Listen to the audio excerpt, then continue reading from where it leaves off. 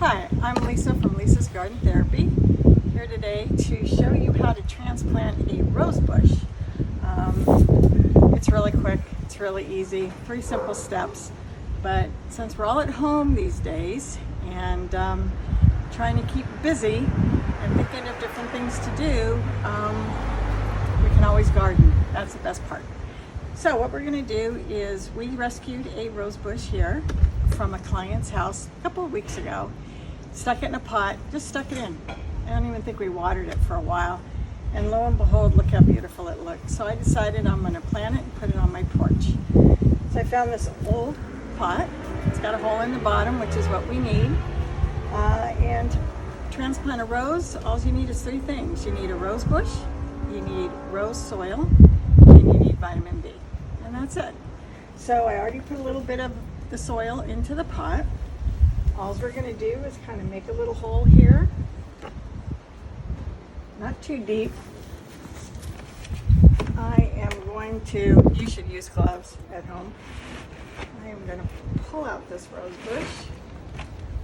I am going to plant it right here, just like this. I really don't want to disturb this soil around it. Just leave it alone, let it do its thing.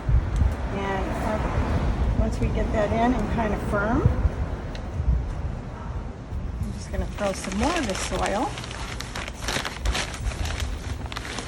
around the base.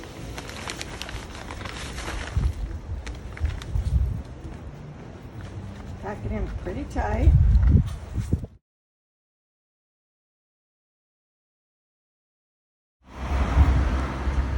Just put your soil right up to the bottom of the branch here, okay?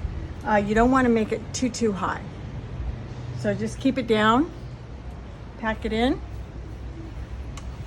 water it with some vitamin B1 or transplant chalk.